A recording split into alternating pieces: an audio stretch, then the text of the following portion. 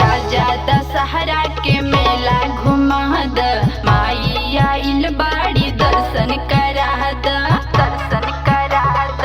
राजा दशहरा के मेला घुमा द, माई आइल बाड़ी दर्शन करा द। जानू कहता नि जल्दी चलो ना, भिड़िया में ढल करोना, सुना हमारा सोना। भिड़िया में ढल करोना, ढल करोना। भिड़िया में ढल करोना।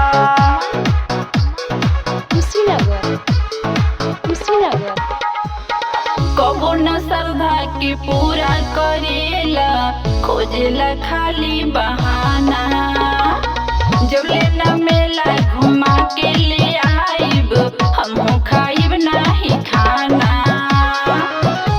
जहतान वीडियो कॉलिंग के देखाइब, दर्शन कैली हो। जवन जवन कहबू रानी, तवन ले आइब, बिछ के धैली हो। हरदम लागत रहेला टोना, भिड़िया में ढल करुणा, सुना हमरो सोना। भिड़िया में ढल करुणा, ढल करुणा।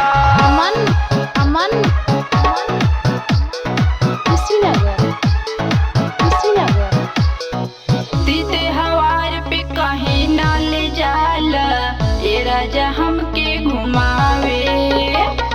खर्चा के डरे रहेला डेराइल, लागेला नखरा बनावे। मुहवा फुलावा जानी, चलो तानी चल के मेलवा घूमिली हो। झिन्ने राकेश से पैसा गूगल पर मंगवाली, सब कुछ किनली हो।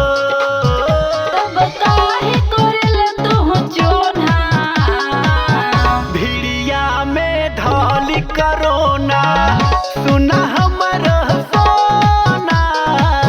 भिड़िया में ढल करोना, ढल करोना।